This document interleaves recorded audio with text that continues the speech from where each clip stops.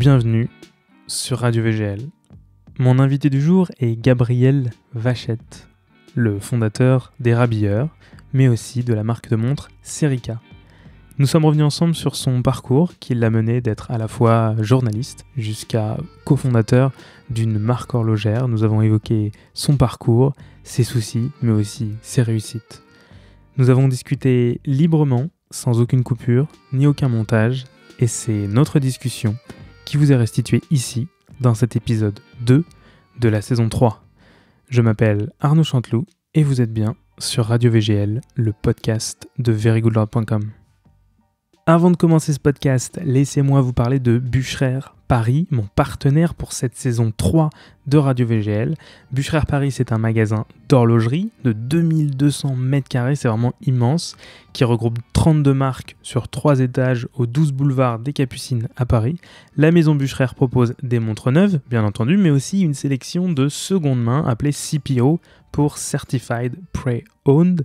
Et si vous êtes passionné d'horlogerie, comme moi, je vous invite vivement à aller y faire un tour. Salut Gabriel. Ça va Arnaud ? Ça va très bien et toi ? Très bien. Bienvenue dans ma tanière. Elle est belle ta tanière. Elle est grande. C'est une grande tanière. Merci d'avoir accepté l'invitation. Merci de me recevoir. Je te la renvoie puisque tu m'as invité dans ton podcast. Attends, je vais déjà dire qui t'es. T'es Gabriel Vachette. Gabriel Vachette. Ouais. Le fondateur de Les Rabilleurs, qui est un média horloger. C'est ça. Un des plus, je dirais, des plus influents en France métropolitaine et dans la francophonie. Et là, ça c'est moi qui juge. Je te laisse pas juger. J'ai rien dit, t'as vu ? Et non. Et du moins dans notre petite France. Et cofondateur de la marque Serica. C'est ça. Qui est une marque de montres, et cofondateur de la marque Joseph Bonny ou... Non, fondateur, mais bon, ça veut rien dire, on s'en fout. Enfin, non, mais savoir si vous êtes plusieurs là. Dans l'ordre, en fait, c'est plutôt Les Rabilleurs, Joseph Bonny, puis Serica. D'accord, ok. Voilà. Donc voilà, tu es un entrepreneur accompli. Je ne sais pas si je suis assez accompli, mais j'ai choisi un chemin en tout cas. Tu es un entrepreneur. Donc tu aimes l'horlogerie et tu vas nous raconter d'où ça vient tout ça. Ouais, je peux. Tu peux. Je peux le faire. Ouais, je tu peux. Bah, j'espère. Sinon, sinon, on s'arrête à 1 minute 37. C'est déjà pas mal, peut-être. Ouais, franchement. Faut pas... C'est peut-être l'intro la plus intéressante après. Faut pas saouler les gens. Non. Bah, sinon, tu me laisseras parler. Je ferai un truc. Vas-y, je t'écoute. Je t'en prie. Non, voilà. Raconte-moi un peu d'où tu viens, Gabriel Vachette. Je viens de l'Est de la France, déjà. Tu vois, je suis né à Troyes. Ensuite, j'ai vécu très longtemps dans le sud de la France, à Avignon. Et maintenant, j'ai vécu plus longtemps à Paris que dans ces deux villes. Donc, je sais plus ce que je suis. Je suis perdu. T'es un Parisien d'adoption. Ouais, d'adoption. Et après, d'un point de vue plus professionnel, expérience, etc., je viens pas du tout du monde de l'horlogerie. J'ai fait le parcours classique du mec qui sait pas trop ce qu'il veut faire, en fait. Ouais. C'est-à-dire une école de commerce. D'accord. Quand même avec plus une spécialisation en marketing. Et ensuite, sans rentrer dans les détails, j'ai choisi de créer ma société après avoir travaillé dans une agence de communication qui s'appelle Mazarine, qui existe toujours, et au sein de laquelle je m'occupais en fait de pas mal de clients dans le domaine du luxe et de la mode. D'accord. Et en parallèle, j'ai créé Les Rabilleurs. C'était un passe-temps. On est en quelle année ? On est en 2009 quand on a créé Les Rabilleurs, ouais. T'es dans une première vague. Je suis dans le tout début de cette vague des blogueurs. Ouais. Un mot tout à fait désuet. Particulier. Désuet. Donc blogueur, parce que je pense que les premiers en France, c'était plutôt 2007. Ouais. Après, dans notre domaine, je crois que Comme un camion, on fait quand même office de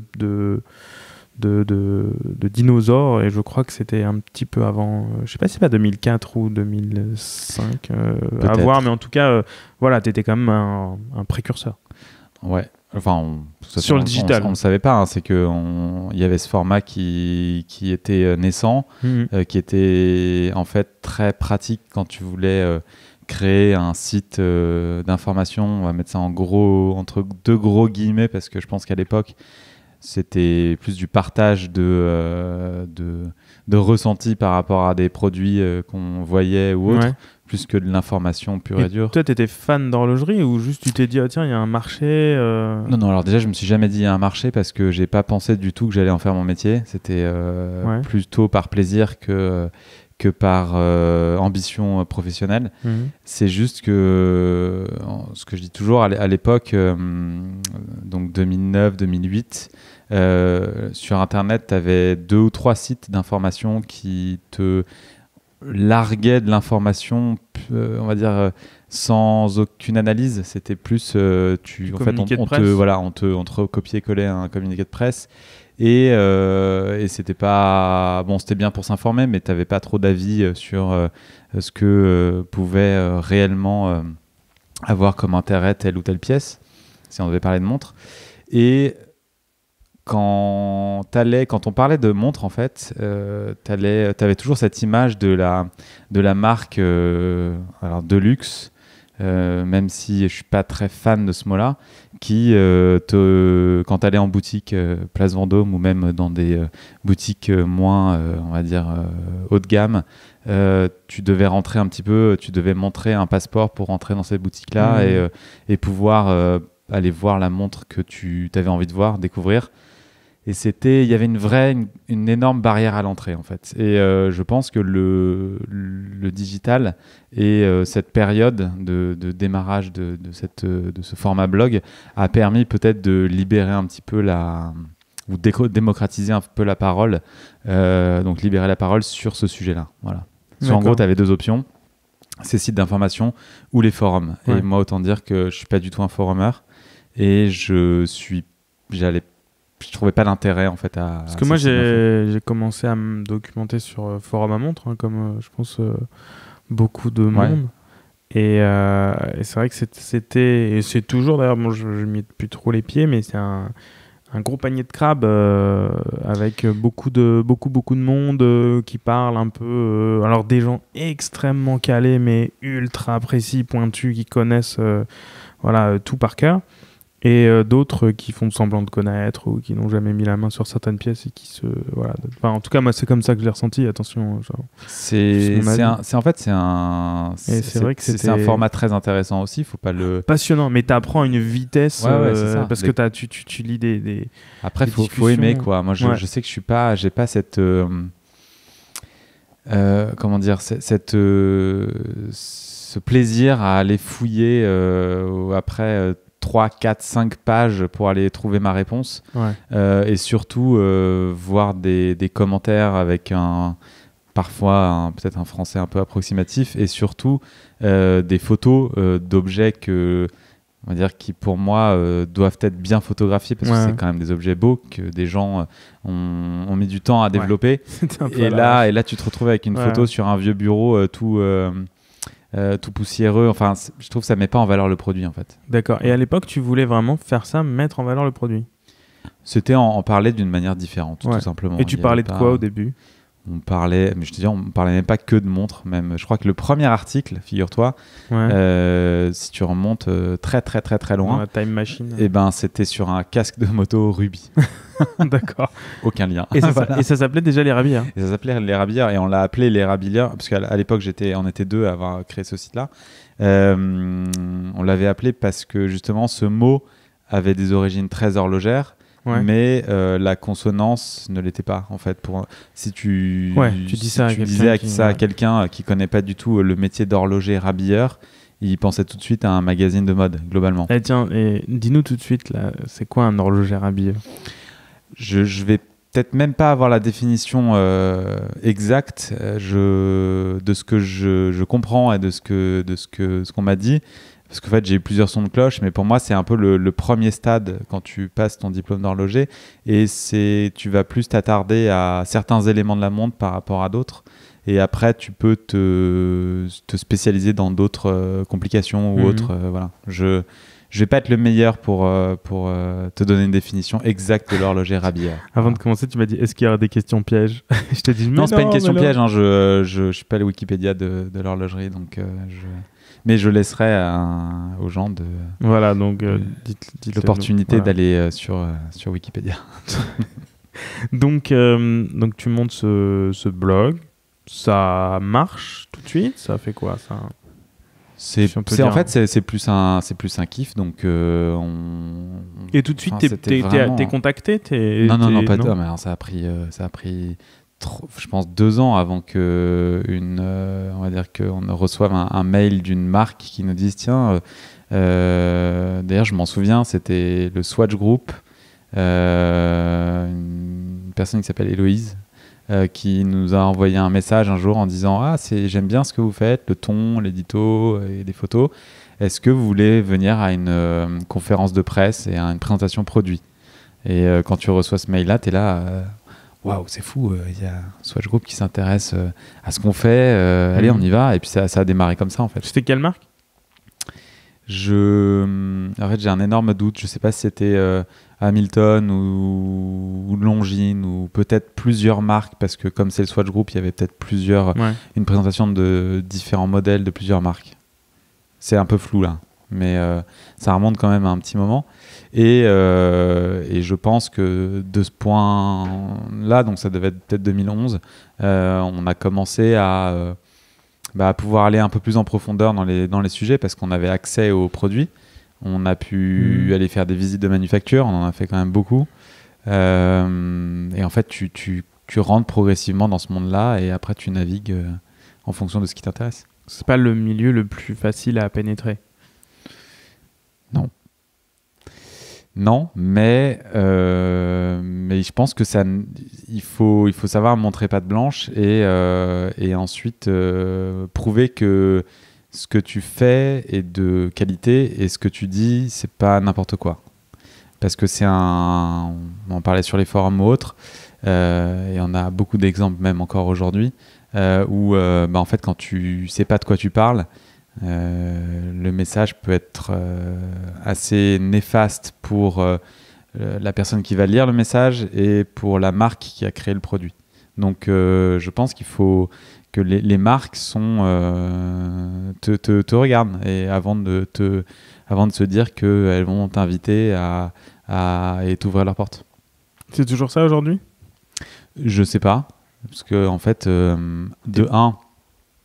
c'est Nicolas maintenant qui s'occupe des rabilleurs, c'est plus moi. Et deuxièmement, je peux pas te dire ce qu'ils font aujourd'hui vis-à-vis des nouveaux entrants, on va dire. Donc je t'écris plus du tout sur les rabilleurs? Non, pas du tout. Ah ouais? Non, vraiment. Même pas un petit article de ton non. Non, je fais des photos de temps en temps. Ah ouais. Je n'écris plus parce qu'un jour j'ai eu en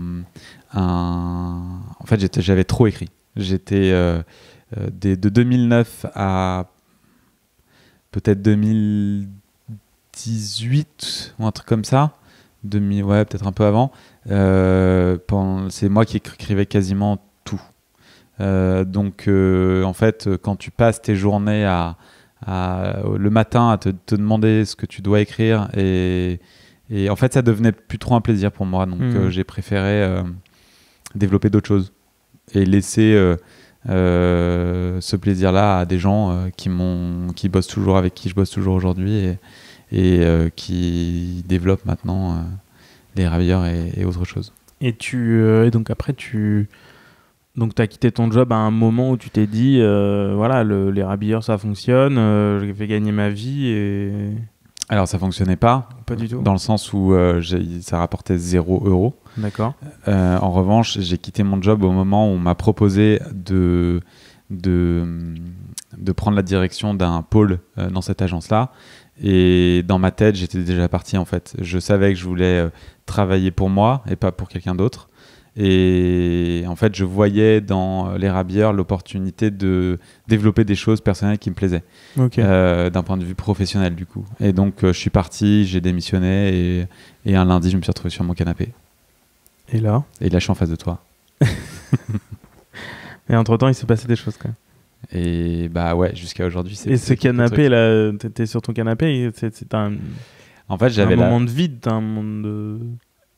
Là, c'est bizarre, hein, c'est très bizarre. Tu es habitué depuis 5 ans, tu es habitué à ce que tous les lundis à 9h du matin, il y ait une réunion d'agence où en fait on va passer en revue la semaine et on te dit qui fait quoi et on partage des infos et voilà, plein de choses ensemble. Et là, bah, en fait, tu te retrouves face à toi-même et à ton écran d'ordinateur. Et tu as 2 options, hein. Ou bien tu allumes YouTube, ou alors tu te prends en main.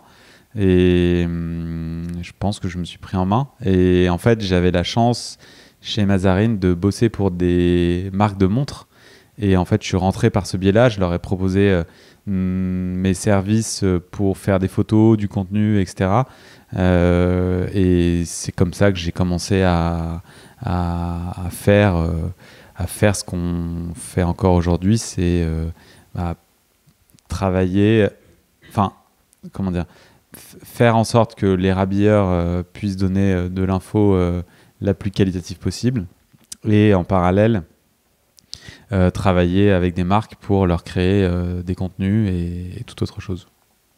Donc tu as commencé finalement avec une création de contenu, enfin comment dire, de la production de contenu plus. Ouais, tout à fait. Création, voilà, tu produis de l'écrit, le premier, du visuel. Je me souviens très bien. Le premier, c'était pour une marque, je vais pas citer le nom, mais sur un Grand Prix historique. Donc ça va être facile de savoir.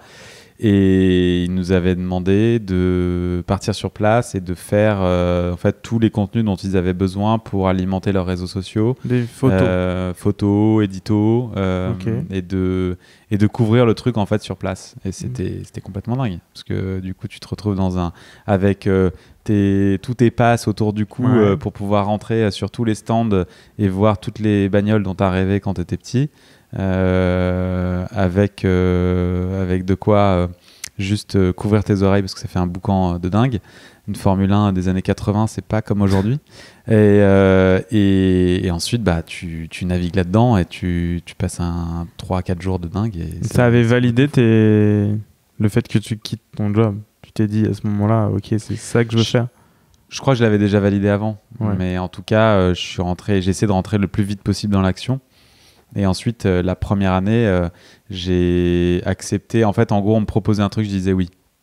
J'étais globalement la prostituée du web, quoi. J'ai pas honte de le dire. Tu faisais... Ah non, mais c'est-à-dire que tu me proposais d'aller à n'importe quelle soirée, j'y allais parce que je savais qu'il fallait que je rencontre des gens, que je discute, Un jour, j'ai un ami qui m'a dit... quand tu commences, c'est un café par jour, pas avec une personne différente. J'ai adopté cette philosophie-là, pas une philosophie, mais en tout cette stratégie-là, et j'ai essayé de rencontrer le plus de gens possible dans des univers différents. Et comme l'horlogerie, forcément, par les rabilleurs, c'est un univers dans lequel on naviguait beaucoup, bah, c'est comme ça que c'est passé, quoi. Et c'est pour toi ça qui a fait qu'aujourd'hui, après, tu as pu en vivre? C'est cette stratégie, c'est cette hargne, c'est cette volonté? Ou c'est le momentum qui a fait que... Ce qui a fait que aujourd'hui, c'est différent aujourd'hui parce que c'est plus ma vie est plus du tout autour de cette phase du business en fait. Les rabilleurs, c'est vraiment... moi, je touche pas d'argent là-dessus, mais... on va dire que c'était quoi la question déjà? Est-ce que je me suis perdu un petit peu là? C'est cette stratégie qui a fait qu'à la fin tu as réussi. Cette hargne, cette volonté de... Ouais, je pense que en tout cas, t'as réussi dans ma tête, je me suis dit de toute façon ça doit marcher et c'est tout en fait. Et si t'y crois pas, tu peux pas y arriver, donc tu y vas à fond. Et après, j'avais pas une stratégie dans le sens où je savais pas où je voulais aller réellement. Je savais que j'avais ce site-là, je savais que j'avais fallait que tu gagnes de l'argent pour vivre, quoi. Et je savais que je pouvais faire quelque chose avec cette activité-là, où je savais que les marques, dans ma tête, je me suis dit, les marques ont besoin de contenu de plus en plus. Ça va ne faire que se multiplier les besoins et les sources de contenu. Donc, il faut qu'on soit dans ce domaine-là. Et en plus, tu t'es dit, je vais créer un média pour faire ça. Non, parce que j'avais déjà créé le média depuis longtemps. Mais tu aurais pu dire, bon, bah, le média, ok, c'est bien. Non, pour moi, les Rabières, c'était une vitrine. C'était aussi une. Mais tu aurais pu dire, je suis photographe, quoi, tu vois, ou je suis. Ouais, mais en fait, alors, dans ma tête, avant de me dire que j'étais. D'ailleurs, je me dis pas photographe aujourd'hui. Je sais pas à quel moment tu te dis que tu es photographe. C'est une vraie question. C'est une vraie question. Non, mais c'est juste parce que tu t'imprimes une carte de visite et que tu dis que tu es photographe. Je pense, oui. Ouais, bah voilà. Bon, bah. Parce qu'il y a des gens dans mon entourage qui sont pas photographes, qui se disent pas photographes et qui sont très bons. Parce que la photo, c'est avant tout un œil, au-delà de tout, au-delà du matériel. Et de la pratique aussi. Oui, mais l'œil, je veux dire, avec un iPhone, des gens savent faire des choses magnifiques parce que tu as l'œil, tu as l'angle, tu as l'envie de trouver vraiment l'angle, de composer. Il y a des gens qui composent naturellement à l'œil, tu vois, comme ça. Il y a des gens qui ont besoin de plus travailler. Et il y a des gens, à contrario, qui, je trouve, se disent photographes et qui font vraiment des photos pas du tout jolies, quoi, tu vois. Alors après... c'était que mon avis. Mais voilà, c'est vrai que c'est une question. À quel moment tu es photographe? Parce que globalement, on a plus ou moins tous accès à la technologie. L'iPhone est un outil incroyable. Enfin, des photos, les nouveaux, c'est une dinguerie. Mais même depuis l'iPhone, je sais pas, 12, 13, c'est déjà même 11. Mais voilà, ensuite, c'est quoi? C'est quand ça devient ton gagne-pain, je pense. Quand ça devient ce qui te... Ouais, peut-être. Mais je me suis jamais dit photographe, moi. J'ai vraiment, et je pense que Non, mais je te dis ça parce que moi aussi, c'est une vraie question que je me suis posée. Parce que moi, j'ai une petite introspection, là. Non, mais vraiment, ouais, c'est genre, je cherche aussi la réponse, mais j'ai fait des mariages, j'ai fait des photos de mode, j'ai fait des reportages pour des salons, enfin, j'ai fait vraiment plus tout ce que je fais sur Very Good Learn. Et au final, enfin voilà, on m'a dit, il y a même des gens qui ont des photos de moi chez eux, notamment toi à toi, de moi nu. Non, de moi, des photos, surtout des US. C'était très joli. Et pourtant, je me considère pas comme étant photographe. Mais voilà, c'était une question ouverte. Non, mais c'est une bonne réflexion. Je sais pas. Je pourrais pas te dire à quel moment tu te donnes le droit de te dire photographe. Mais donc à un moment, toi, t'es pas photographe, tu te dis, bon, moi j'ai mon blog, je vends mes services, peu importe. On va se calmer quand même. Ouais, quel qu'il soit. Non, tu vends des services de rédaction, voilà. Exactement. Et tous les jours, j'écris des articles pour les Rabières pour que... Tous les jours. Waouh. C'est bien quand même. Un article par jour. C'était... D'où un moment le syndrome de la page blanche, parce que j'ai jamais écrit un article par jour. Hein. Wow. Bah, et ça, et hors salon, parce que pendant les salons, là, tu prends cher. Parce que c'est toujours comme ça sur Rabières? Il y a toujours un article non, maintenant, ça s'est un peu calmé. Enfin, un peu calmé en termes de cadence, parce qu'on est moins dans l'actualité. On est beaucoup plus dans... Et on est très sélectif aussi sur sur les montres qu'on a envie de mettre en avant. Ça a toujours été ça? Il y a eu des phases. Comme tout, il y a eu différentes phases. Il y a eu des phases où, tu sais, au début, c'était la loi du mieux référencé. Ouais, on partait pas avec... Il y a un problème? Non, pas du tout. Je prends des petites notes. D'accord. Perturbant. Non. Il faut savoir qu'Arnaud est en train de te textoter à je sais pas qui en écoutant. C'est particulier. Je prends une petite note. C'est important parce qu'après je rebondis sur les... en fait, ouais, donc la loi du référencement, c'est quoi? C'est tu essayes de faire le plus d'articles possible pour remonter en haut du moteur de recherche Google. Et puis, donc, du coup, il faut que tu publies, d'une certaine manière. Alors ça, pour le coup, j'étais assez nul là-dessus. J'avais pas envie de mettre tous mes mots-clés en haut sur les 3 premières lignes. C'était pas vraiment... Ça faisait pas des phrases, en fait, tout simplement. Et donc, oui, forcément, au démarrage, tu as envie et les premières années, d'être celui qui fait pas le plus de lecture, parce que parce que c'était pas le cas, mais en tout cas, il fallait se développer. Il fallait développer une communauté aussi autour des rabilleurs. Et là, il y a eu cette phase d'écriture intensive et ensuite je pense que ça s'est affiné avec le temps. Après on a même essayé de parler d'autre chose que de l'horlogerie pendant un temps. Tu avais même écrit 2 ou 3 petits articles c'est vrai. sur des vêtements ou autres, et là on s'est beaucoup plus recentré depuis quelques années sur l'horlo, sur ce dont nous on a envie de parler.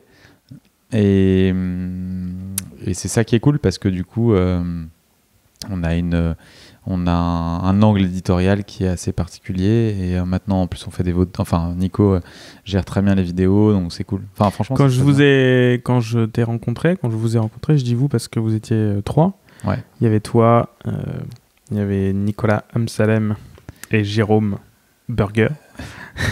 Il va pas être content. Hein. Et Jérôme Burger. Burgère. Burgère. Ouais, on dit Burgère. Ouais. Moi, je l'appelle Jay. Donc... Ouais, Jay. Voilà, je vous ai rencontré, vous étiez 3. Et comment ça s'est passé, cette soudaine envie de... Ce trio ? Ouais, ce trio. Ok. Cette envie de s'entourer, tu vois. Parce que justement, après 2 ans de travail... On était en quelle année là ? Alors là, attends, j'essaye de T'as remettre commencé ça. en 2009 2009 jusqu'à 2014, je travaillais. Ah, c'est quand même long, ouais. 2013-2014, ouais. Et ensuite, pendant 2 ans, j'étais seul. Ok. Enfin non, après j'ai eu un premier stagiaire. On commence toujours par un stagiaire. Qui est devenu mon premier employé. Et ensuite, il y a Jérôme qui est arrivé. Avec Jérôme, Nicolas est arrivé dans l'ordre. Et ensuite, en parallèle, Anna aussi qui nous a rejoint, mais sur Joseph Bonnier, on en parlera peut-être tout à l'heure. Et voilà, je me suis constitué une équipe avec laquelle je travaille maintenant. Enfin, on travaille tous ensemble depuis plusieurs années. Ouais, ça fait super longtemps. Donc ça s'est fait avec le temps et avec l'argent.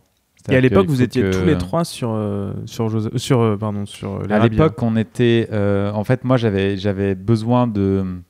Quand Jérôme est arrivé, j'avais besoin de quelqu'un pour prendre en main les rabilleurs, pour justement me libérer du temps sur des choses qu'il fallait que je gère pour développer ma société et pour amorcer le virage e-commerce et Joseph Bonnier, en fait, qui est arrivé en 2016. Et pourquoi ce virage ? Là, c'est très stratégique, en fait, puisqu'on parlait de stratégie avant. J'en avais déjà un peu plus claire.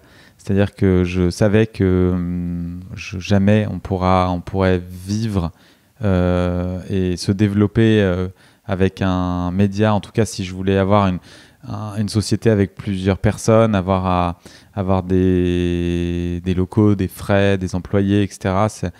J'allais atteindre un plafond de verre, en fait, qui était quasiment déjà atteint, en fait, en gros. Et d'ailleurs, depuis... on peut pas faire x2, en fait, en gros.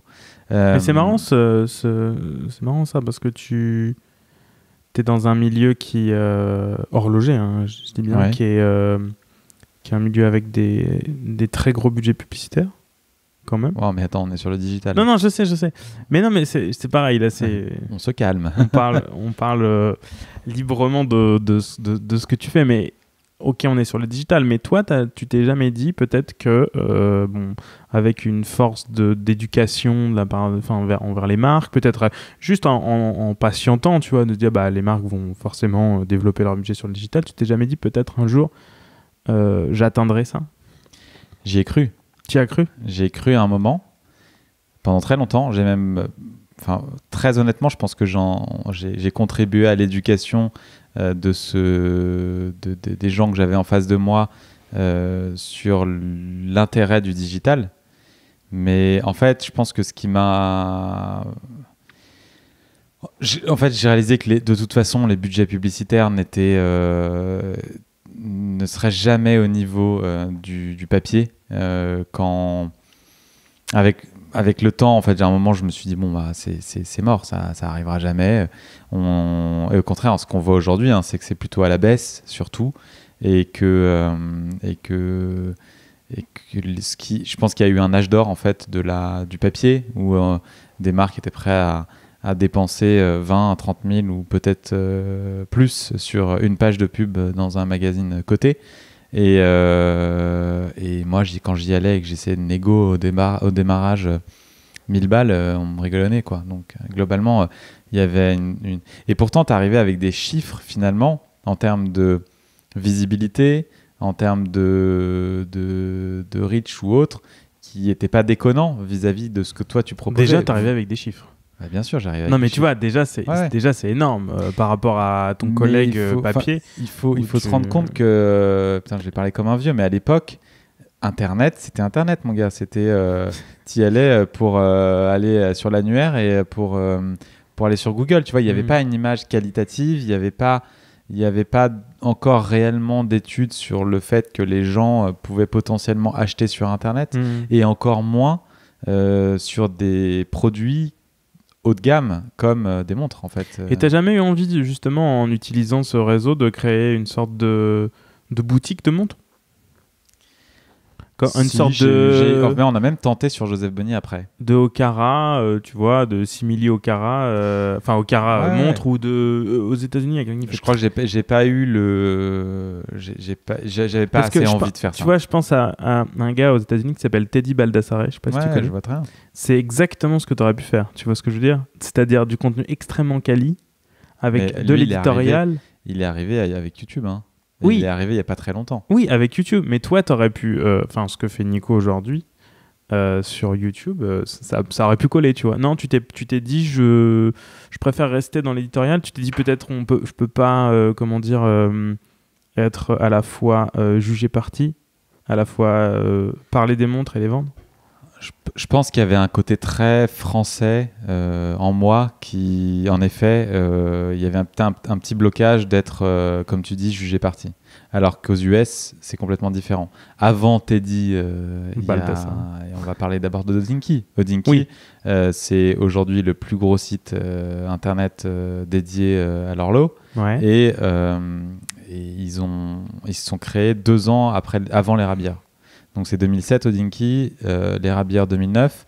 Et à l'époque, quand on était invité, je me souviens de la première invitation que j'ai eue par Omega pour aller visiter le musée, on était le seul média francophone invité avec Hodinkee. À l'époque, il y avait A Blog to Watch, je crois, et 2 autres, en gros. C'était la première fois qu'ils faisaient un événement dédié au digital et qu'ils invitaient des journalistes, non, on n'est pas journalistes, mais des gens, j'aime pas dire le mot blogueur, mais bon, on va dire des journalistes web à venir sur place, et où ils faisaient vraiment un événement comme ils faisaient ce type d'événement pour la presse. Donc après du coup, pas vraiment envie de se dire je vais devenir une boutique de montres. Non, vraiment. En fait, je pense qu'on n'aurait peut-être pas pu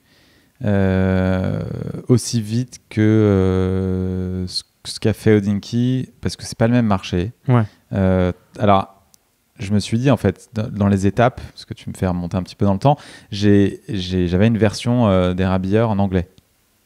Et c'est d'ailleurs pour ça que j'avais embauché quelqu'un à la base, donc Anna, qui est anglophone et qui s'occupait de la traduction, et en fait qui finalement est partie sur la partie Joseph Bonny après. Mais sans entrer dans les détails, en gros, le site anglais à développer, c'était beaucoup d'argent et beaucoup de temps, et pour avoir un retour sur investissement à 3 ans, et sans avoir vraiment de certitude sur le fait que ça allait vraiment générer quelque chose. Et aujourd'hui, toi, tu connais par exemple sur un Hodinkee, je sais pas si tu as des chiffres comme ça, mais ou du moins un ordre de grandeur, mais savoir ce que ça représente chez eux, le blog versus, enfin du moins le média versus le e-commerce. J'en aurais aucune idée. Ce que je pense, c'est que c'est une machine de guerre, que aujourd'hui eux sont arrivés à proposer des plans médias à des tarifs que le papier connaissait avant, très clairement, mais parce qu'ils ont une puissance de frappe qui est énorme. Et c'est du fait c'est justifié, en fait. de l'anglais et de l'internationalisation. Clairement. Parce qu'en fait, quand tu es anglophone, tu résonnes dans le monde entier. Alors quand tu es francophone, c'est France plus Belgique. Un peu Afrique, Moyen-Orient. Afrique du Nord. C'est très limité. Très limité. En fait, pour moi, c'est un rapport de 1 à 10. Je crois que c'est 10, ouais, exactement. Non, mais c'est exactement ça. Non, mais je crois que c'est entre 7 et 10. C'est-à-dire que si tu écris en anglais, tu es lu par entre 7 à 10 fois plus de monde. Donc, globalement, tu fais 100 000 visiteurs en France, tu en fais 1 million. Entre Entre 700 000 et 1 million. Bon, non, mais c'est quand même énorme. Tu vois. Moi, je suis à 100 000 par mois. Entre 70, 80, 120, 130, en fonction des mois, tu vois. Donc tu te dis que globalement, ton site en anglais, si j'avais une audience internationale, je serais plus haut que le premier blog de mode ou du moins lifestyle français, tu vois ce que je veux dire. Exactement. Ce qui est colossal, quoi. Il fallait commencer par l'anglais. Of course. Non, et en plus, pour revenir au rabilleur, honnêtement, d'ailleurs, je me suis posé la question plusieurs fois, est-ce qu'on change de nom ? Parce que les rabilleurs, mon gars, c'est pas vraiment le bon nom. Non, c'est clair. Donc du coup, il s'est posé la question 100 fois de est-ce qu'on on change de nom, est-ce qu'on passe tout en anglais, etc. Mais c'était des investissements à l'époque et même encore aujourd'hui qui sont considérables. Ouais. Donc autant considérables dans le sens où le retour sur investissement est très aléatoire. Parce qu'un investissement considérable sur un retour d'investissement. Prenons un cas, mais correct. je ne sais pas si ça va intéresser les gens qui écoutent ça. Mais si bon, tu prends un cas très concret. Je suis chez moi ici, d'accord. Okay. Donc si ça m'intéresse, tout va bien. Okay. Non, mais en général, si ça m'intéresse, ça les intéresse. Prenons un cas concret, c'est-à-dire que tu te dis, j'ai ce site-là, je suis full français, je vais le passer en bilingue et je vais me dire que je me donne 2 à 3 ans pour que, je fasse du trafic réel sur le site en anglais et que ça puisse me rapporter une source de revenus publicitaires et pourquoi pas, si j'ai un e-commerce derrière, que ça me fasse grimper mes ventes e-commerce, d'accord ? Parce que du coup, il y a des gens qui vont arriver sur mon site en anglais, qui ne connaissaient pas mon e-commerce et qui vont arriver dessus et potentiellement vont acheter. Et à chaque fois, c'est un rapport de 1 à 10, comme tu dis. C'est-à-dire que tu vas faire 10 visites de plus. Donc, ces 10 visites sur ton média, tu vas peut-être en faire... non, c'est pas 100 sur ton média. Il y en a 10 qui vont arriver sur ton e-commerce et potentiellement 1 qui va acheter. C'est à peu près ça, toujours. C'est ça qui se passe. Et là, tu commences à faire tes calculs. C'est-à-dire que tu te dis, pour faire mon site en anglais, il me faut une personne à plein temps pour tout réinterpréter en anglais. Je ne dis pas que c'est de la traduction littérale, c'est de la réinterprétation avec un anglais correct, voire très bon, parce que les lecteurs anglais sont comme un lecteur français, font très attention aux tournures de phrases. C'est pas juste du Google Translate, quoi. Donc, non seulement c'est une personne qui va, dès qu'il y a un article qui est publié, aussi le faire en anglais, mais aussi qui va reprendre l'ancienneté de tes articles. Tu vas faire une sélection avec cette personne et qui va, au fur et à mesure, mettre à jour des articles anciens sur le site en anglais. Donc, c'est une personne à plein temps pendant 3 ans. Je te fais pas le calcul, mais ça te coûte à peu près, chargé 200 à 300 000 euros, globalement. Bon, 300 000, c'est bien payé quand même, mais 200 000 euros, 200 000, d'accord ? c'est déjà pas mal. Donc déjà, tu mets ça sur le papier. Ensuite, tu as tous les frais inhérents à cette activité-là. Donc déjà, avant d'avoir un retour sur un investissement qui soit intéressant, il faut voir un petit peu loin. On est d'accord ? Et en plus de ça, si on doit parler que de l'aspect publicitaire, tu te dis, ok, je vais un jour, donc dans 1 an, quand mon site anglais sera bien, peut-être bien assez performant, je vais aller voir les marques, je vais leur dire, regardez, aujourd'hui, non seulement j'ai une version française, mais en plus de ça, j'ai doublé ou triplé mon trafic avec une version anglaise. Mais là, ils vont me dire, ouais, mais ça, c'est pas mon marché. Moi, je suis l'acheteur France de la publicité. Et si tu veux avoir... moi, ce qui m'intéresse, c'est le public français ou francophone. Moi, l'international, c'est pas moi, c'est la Suisse ou c'est ailleurs.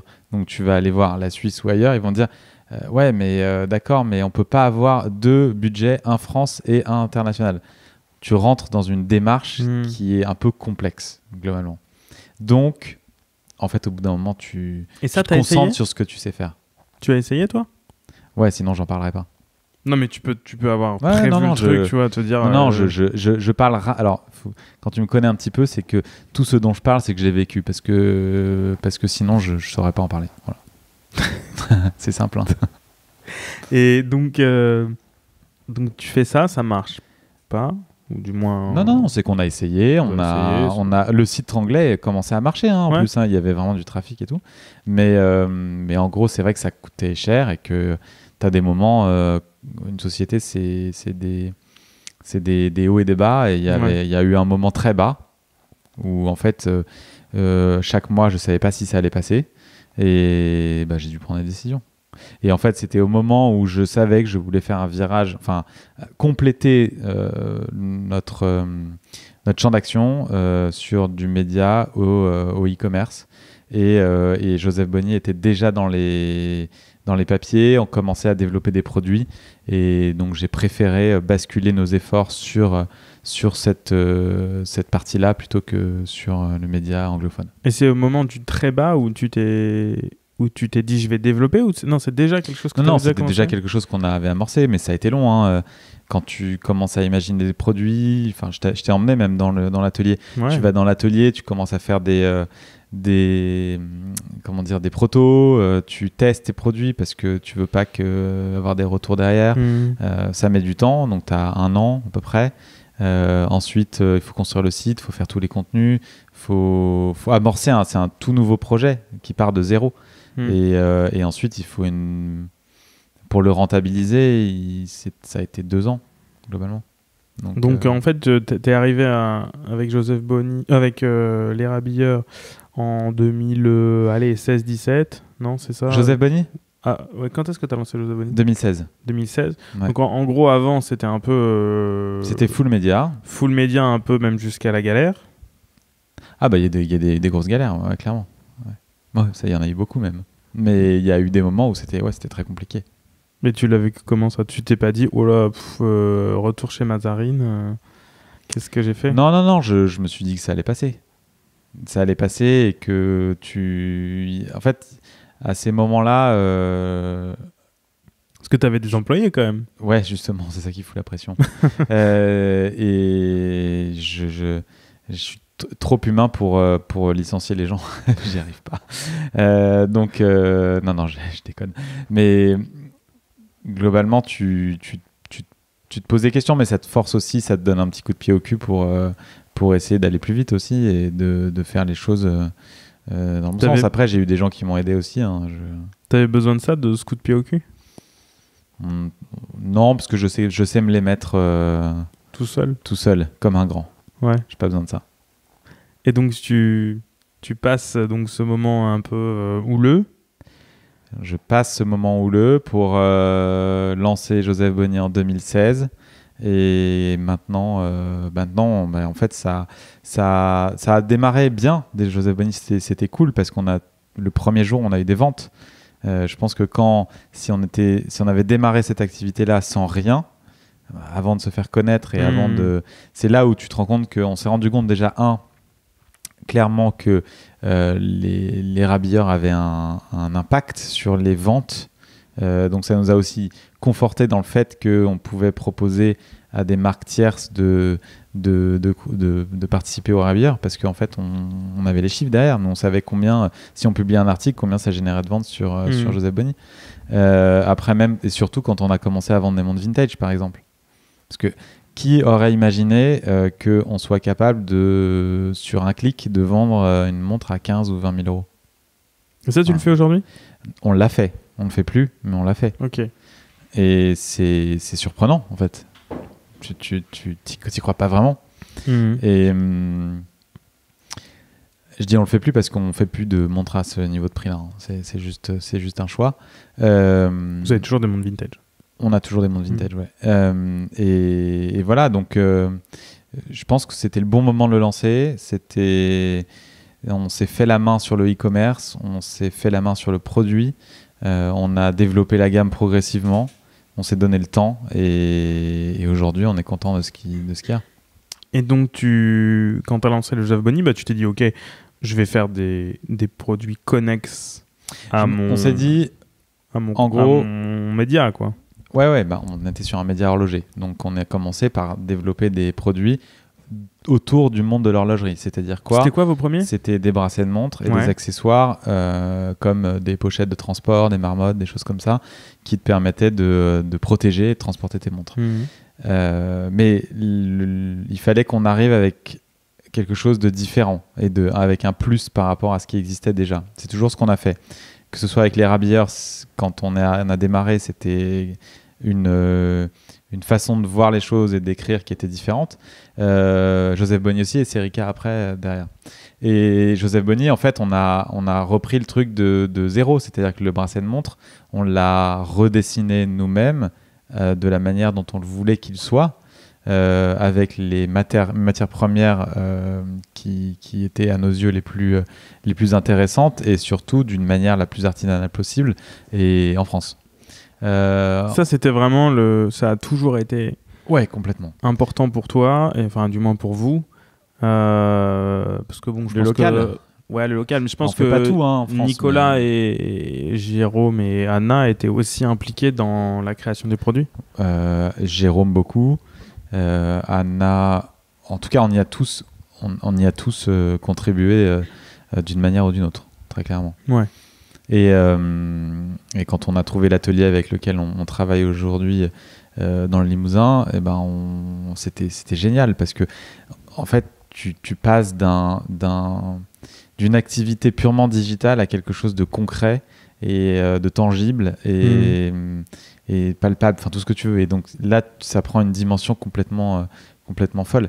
Et je me souviens même, je me disais, mais attends, il y a des gens qui vont acheter nos produits, qui vont mettre nos produits à leur poignet. Mais si jamais il y a un mec qui est allergique au cuir que je vends, qu'est-ce qui va se passer quoi ? Mais ça a été une obsession pour moi au début. Ouais, je me dis, putain, est-ce que le tannage végétal, ça craint rien, blabla. Enfin, je me suis posé plein de questions, idiotes, mais c'est comme ça. Et ensuite, on a développé tout ça autour de l'horlogerie, qu'on a affiné au cours du temps. Et on a aussi, comme avec les Rabilleurs, on ne voulait pas parler que de montres à un moment. On s'est dit qu'en fait, finalement, Joseph Bonny, c'était la manière aussi de sortir de ce monde purement horloger. Donc, on a décidé de faire des produits qui soient des accessoires de vie, en fait, que tu portes sur toi ou avec toi, et que ce soit entre ton bureau chez toi ou pour voyager. Et donc aujourd'hui, on a des sacs, tu as même un beau sac. J'ai vu ça. Ouais, parce qu'en fait, il faut savoir que Arnaud, quand on a enregistré son podcast, parce qu'à un moment, on a eu un podcast sur les Rabilleurs, est arrivé avec une bouteille. Tu te souviens ? Oui, je me souviens. Enfin, on l'a bu aussi. On l'a bu, enfin, évidemment. On a commencé à la déguster. Et en fait, quand tu m'as invité, je me suis dit, je peux pas arriver les mains vides. et en fait, étant donné que le Maverick Tweed est arrivé en retard, mais qu'il est arrivé, et que c'était un peu ta couleur, je me suis dit que c'était le moment que tu aies un Maverick à toi. Voilà. C'est bien. Donc je suis pas arrivé avec de l'alcool parce qu'il est trop tôt. Exactement. Mais on aurait pu. Il était assez tôt quand on a tourné le podcast. Ouais, mais tu sais, on était dans une cave, donc t'avais pas l'impression que tu voyais pas le jour. Et d'ailleurs, ce podcast que vous aviez sur les Rabilleurs, c'est quelque chose que vous avez arrêté ? Parce que vous avez testé du print, on a testé beaucoup de choses. Quand on dit du print, c'est un magazine papier. Ouais. Le podcast, qui était un format un peu plus monté, quoi, plus organisé que le mien, qui est très freestyle. En tout cas, on n'était pas obligé de tenir nos micros à la main. Salaud. J'aime bien ce côté. Ouais, mais non, mais je suis pas habitué. Vintage. C'est vintage. Claude François. Avec le fil en plus, tu vois. Oui, je sais, je vois. Et je pense à Claude François, je sais pas pourquoi. Non, moi non plus, j'étais en train de... Tu vois Claude François qui tire son micro. En plus, c'est pas vraiment mon chanteur préféré, mais tu sais, qui tire son micro là, avec son... Vraiment vintage. Mais Mais donc, ouais, vous avez testé ces formats et au final, il n'en a pas ressorti quelque chose de plus... C'était pas un test, c'était le podcast, c'était vraiment un nouveau format qu'on avait envie d'essayer. On a fait quand même 3 saisons, je crois. Et c'était super intéressant. Ils sont toujours en ligne, on les laisse. Le truc, c'est qu'en fait, tu le sais toi-même, hein, ça prend du temps. Il faut trouver les invités, il faut avoir le temps de. Alors c'est vrai qu'on le faisait en studio, donc. Ouais, vous aviez aussi on prenait le temps de fallait booker le studio. Moi, je trouve que ça va très très vite quand je fais les podcasts parce que Oui. Enfin, moi, dans mon organisation, ça va vite et c'est assez flexible. C'est pas dit qu'on reprenne pas un jour. Hein, mais je trouve ça passionnant. Mais on a peut-être. C'est une question. En tout cas, nous, on adorait le faire et on a invité des gens et ça nous permettait encore une fois de se sortir trop du produit et de l'horlogerie et de parler en fait avec des gens qu'on avait rencontrés dans ce domaine-là, mais qui avaient avec qui on avait eu des discussions auparavant qui étaient passionnantes et des discussions que tu ne peux pas retranscrire par article parce qu'en fait t'écrirais des pages et ce serait déjà les gens les liraient pas très intéressant et les gens les liraient pas. Donc l'audio c'est unique, enfin je veux dire c'est la radio tout simplement. C'est juste on discute et t'as ton auditeur qui est là à côté de toi virtuellement quoi, et il y a des milliers de gens qui sont là à côté de nous et qui écoutent quoi. C'est dingue, on les voit pas. On les voit pas. Non, mais moi je trouve ça génial, j'adore. Genre je suis un petit consommateur de podcasts, mais je dirais que c'est plus le fait de les enregistrer, même de les réécouter parfois qui me plaît beaucoup. Tu te réécoutes toi? Ça m'arrive, ouais. Okay. Ouais. De réécouter des moments, ouais. Ça me fait bien marrer. D'accord. Ok. Certains moments qui sont très drôles. Je crois que j'ai jamais réécouté un podcast qu'on a fait. Réécoute le nôtre. Et alors le papier, qu'est-ce qui t'as aimé et aussi? Le papier, ça a été. Vous avez sorti un beau magazine. On a sorti un Dex qui était. Un seul exemplaire. Ouais. Enfin un seul. Non, pas un seul exemplaire. Un seul exemplaire. On a imprimé à 3000 exemplaires. Un seul numéro. Et on a fait un numéro qu'on devait faire le numéro 2 cette année, mais pas de temps. En fait, c'est vraiment le temps qui nous manque. Et c'était un bébé qui a été vraiment intense à accoucher, avec par contre le résultat, et on était trop contents. Et on a eu des retours de lecteurs qui étaient ouf. Et ça, en fait, ça a pris beaucoup de temps. Après, il y a eu le Covid. Après, il y a eu le prix du papier qui a flambé. Après, il y a eu Serica, il y a eu Joseph Bonny qui décolle bien. Et en fait, tu n'as plus le temps. Avec une équipe, nous, on n'est pas beaucoup. La boutique. Ouais, en plus, on a ouvert une boutique. Donc, en fait, on n'y arrive clairement pas, globalement. Tu vois, donc c'est... À tout faire. Non, il y a un moment où tu es obligé de faire le tri. Et malheureusement, Index, pour l'instant, a dû être mis en pause. Ok. Et donc Joseph Bonny marche bien. On est dans les années 92. On est fin 2018. Non, attends. Serica, démarrage 2016 et Serica 2018. Serica 2018. Donc en gros, Serica est un peu dans les cartons au moment où tu lances Joseph Bonny. Alors en fait, excuse-moi, Serica 2019, pardon. Oui, 2019, c'est le moment où je suis parti aux US. Et je me souviens, on avait fait une soirée. Vous avez fait une soirée très sympa. Ouais, la Fabrique Générale. La Fabrique Générale. Ouais, il se passe plus grand-chose là-bas. J'ai pas eu de... Je pense qu'avec le Covid, pareil, ça a un peu stoppé tous les événements. Ouais. Et je devais revoir Christophe d'ailleurs, mais bon, on va pas en parler tout de suite. Ça sert à rien. Christophe, c'est nos gars. Oui, donc vous aviez Serica en tête? Forcément, parce que si tu l'as... On avait cette idée de... peut-être se mettre à faire une montre, tu vois. Genre, c'était une idée depuis assez longtemps. Attends, j'ai une question avant. Ouais, pourquoi Joseph Bonny? C'est qui Joseph? Joseph, c'est mon grand-père. Bonny, c'est ma grand-mère. Tout simplement. D'accord. Et quand on a cherché le nom... Toi, ça, je le savais pas. En fait, quand tu cherches un nom de marque... C'est compliqué. c'est un enfer. C'est compliqué, mais il faut pas se prendre la tête là-dessus. Enfin, si je dois donner un conseil à tout le monde, à ceux qui veulent créer même un business, c'est super important, mais en même temps, c'est moins important que la réalisation du projet en lui-même. C'est vrai, mais tu as envie quand même que ton nom de marque ait une signification particulière, qu'il incarne tes produits, et que après, c'est à toi de faire que ce nom rayonne et qu'il soit, évidemment. Mais quand même, tu veux lui donner une signification dès le début. Et en fait, quand on avait certaines idées, elles étaient toutes prises, évidemment. Ensuite, tu regardes, quand tu as des idées, globalement, ce que tu fais, tu regardes si le nom de domaine est libre. S'il est libre, tu appelles ton avocat et tu dis tu crois que je peux le déposer, et il va te dire oui ou non si c'est déjà déposé ou pas. Et on trouvait pas. Et en réfléchissant, en fait, on est revenu aux origines des Rabilleurs. C'est que si je me suis intéressé à l'horlogerie, c'est parce que mon père est devenu fan de montres en héritant de la montre de mon grand-père. Et mon grand-père s'appelait Joseph. C'était une Universal Genève, un chrono. Si tu me l'as pas dit, je te dis comment t'es arrivé là, tu dis non, un peu par hasard. Alors qu'en fait, il y avait cette histoire-là. Mais ouais, mais si tu dis tout dès le début, quel est l'intérêt d'arriver à je sais pas combien de minutes de cette discussion? Mais oui, mais c'est chronologique. Donc ça veut dire quand même que tu as à un moment quelque chose de familial qui t'a ah bah oui, poussé. Non mais clairement, Clairement. En père... plus, c'est clairement. Ah, non, d'accord. Tu as vraiment caché. Je t'ai pas caché. À ces milliers de. Je te dévoile maintenant. Ok. Mon père est un énorme fan de montres et il collectionne les montres. D'autant plus que depuis qu'il est à la retraite, c'est son passe-temps favori. Ah ouais, c'est vrai. J'espère qu'il va pas m'écouter.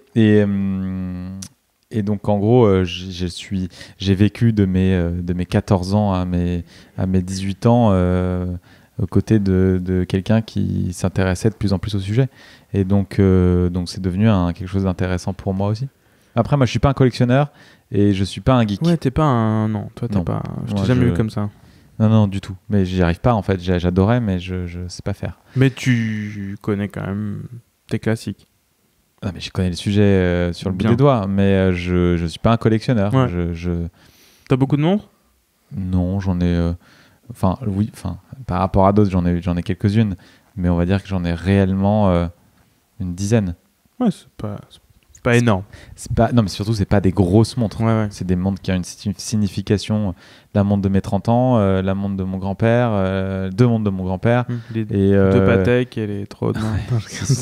Si seulement j'avais été suffisamment intelligent pour acheter au bon moment. Non, j'ai pas des grosses pièces. Et je suis pas un investisseur ou autre. Je suis totalement nul là-dedans. C'est une catastrophe. Donc tout ça pour revenir sur l'histoire de mon père qui m'a filé un peu pas le virus, mais en tout cas l'intérêt pour ce produit-là. Et du coup, un jour, vous vous êtes dit, quand je dis vous, c'est la team Les Rabilleurs, peut-être, on pourrait peut-être faire une montre.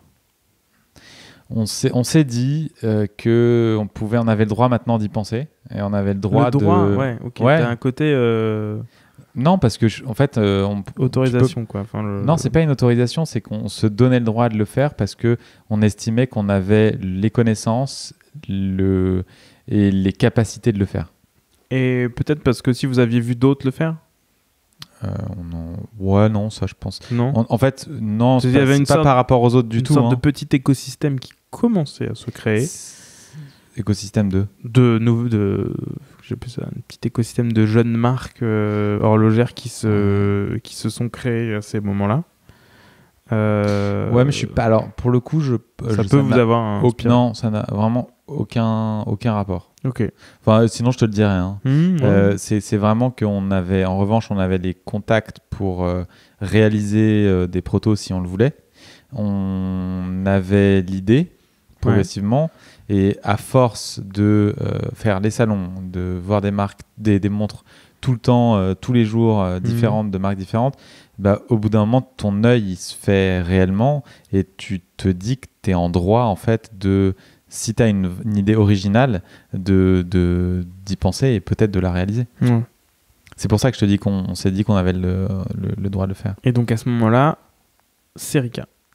À ce moment-là, Serica. Et Serica est arrivé en 2019, après y avoir travaillé plus d'un an et demi, et d'arriver avec la première production. Enfin, quand on a annoncé, elles commençaient à être produites. Mais ouais, je crois que c'était au mois de mars ou un truc comme ça. Mars ou mai, je sais plus. T'es parti quand aux États-Unis? Je sais plus. En août 2019. Et je pense que c'est peut-être au mois de juin qu'on a présenté. La livraison, elle a dû être faite. Moi, je sais que je l'avais pas quand je suis parti. Je l'ai eu après en revenant. En septembre-octobre, un truc comme ça. J'ai fait un aller-retour. Et ouais, donc ça doit être en fin 2019. Bah c'est ça, en fait, on avait fait un événement avant je crois les grandes vacances de 2019 et on savait qu'on pouvait livrer 3 mois après parce qu'on avait déjà lancé la prod. Et là, bah, ça a été fou parce que on a réussi à vendre 500 montres en 4 mois. C'est complètement dingue, tu vois. Ouais, toi, ça te semblait à ce moment-là un truc improbable. Alors qu'aujourd'hui, je pense que vous avez largement dépassé ce palier. On a dépassé, mais ça reste quand même 500 montres. Ouais, c'est énorme. Ouais, c'est énorme. Non, mais c'est énorme. Hein. On est d'accord. Moi, je trouve ça dingue. Ah non, mais c'est super chiffre. Enfin, c'est surtout quand t'es personne. Enfin, je veux dire, t'arrives avec ta montre. La montre, de base, on s'en fout de la montre. Quand t'achètes une montre, en général, t'achètes une histoire, t'achètes beaucoup de marketing. Alors, je serais pas forcément 100% d'accord avec toi là-dessus, mais c'est ton point de vue. Non, mais il y a t'achètes quand même t'achètes une fabrication, une conception, etc. Mais la montre, l'objet horlogerie, c'est assis sur toi, peut-être pas, mais une personne qui n'y connaît pas grand-chose, ou même un amateur un peu du dimanche, il achète beaucoup de marketing. Beaucoup de pubs, tu vois. Beaucoup de... Après, oui, s'il est tombé... si cette personne qui ne s'intéressait pas au produit s'est dit un jour, je vais acheter une montre, qu'est-ce que je vais acheter? Je pense que s'il fait pas, en effet, ses devoirs en... J'aime pas dire ça, parce que c'est une expression de Jérôme, ça. Si prend pas le temps, en tout cas, d'aller chercher, poser des questions, fouiller sur Internet, ce qui pourrait être la première montre qu'il va avoir envie d'acheter, s'il se réfère en effet au nombre de pubs qui vont l'atteindre, oui, forcément, mais c'est d'autant plus honorable de vendre une marque tu te mets en face de marques qui sont certaines centenaires ou qui ont des noms extrêmement prestigieux. Et en face, toi, tu t'arrives avec une proposition qui a... Alors, je vais reprendre déjà un mot. Ouais. C'est le mot marque. Quand on a lancé Serica, pour moi, c'était pas une marque. C'était un projet horloger qui éventuellement pouvait devenir une marque après au moins 3 à 5 ans d'existence. Okay. Je pense que tu peux pas te dire que tu fais une marque, enfin c'est mon point de vue, hein, quand t'es aussi jeune que ça. Non mais je suis d'accord, mais tu sais, moi je suis 100% d'accord avec toi, mais vraiment 100%, même 1000%. Quand je reçois des mails avec des marques qui disent la maison a son produit iconique, et en fait tu regardes dans l'historique, ça fait même pas 1 an que la boîte est créée, et ça pose un problème. Enfin, moi, en tout cas, ça me pose un problème parce que tu peux pas dire ça. Mais toi, c'est un manque d'humilité. C'est juste là, pour le coup, tu tombes dans un marketing grossier et un manque d'humilité qui est complètement dingue. Enfin, à quel moment, si tu existes depuis 1 an, tu peux dire que tu as un modèle iconique déjà. Déjà, et c'est pas toi qui dois te dire que c'est un modèle iconique, ça vient des autres. Ça. C'est pas toi qui vas juger que ça m'est arrivé récemment de voir ça. C'est un peu comme si tu te présentais à quelqu'un que tu as envie de draguer et que tu dis tu sais, là en face de toi, tu as un coup iconique. Un étalon. Un étalon. Et non, c'est complètement fou. Donc non, au début, tu n'es qu'un projet et ensuite ce projet, ton projet, tu essayes de le construire de la meilleure manière qui soit pour que un jour il devienne potentiellement une marque. Et tu t'es dit que ça allait quand même être un projet sur le long terme? Tu t'es dit, Alors ouais, au c'est tout juste un début, on s'est dit qu'on faisait une première production et qu'on faisait le point après. Une fois qu'on avait tout, non seulement tout vendu, mais surtout tout livré, avec Jérôme, on s'est dit maintenant on fait quoi? On va pas. Est-ce qu'on arrête ou est-ce qu'on continue? Parce que ça, c'est un projet que tu as créé uniquement avec Jérôme. C'est essentiellement Jérôme et moi qui avons travaillé dessus. Et comment ça s'est arbitré, tu vois tu t'es dit, tiens, Nico. Non, du Jérôme, tout. Non, c'est parce que Jérôme, lui, c'est lui qui a dessiné les montres et qui a bossé. envie. C'était vraiment son bébé. Et on va dire qu'on s'est réparti les rôles sur la naissance de ce bébé-là.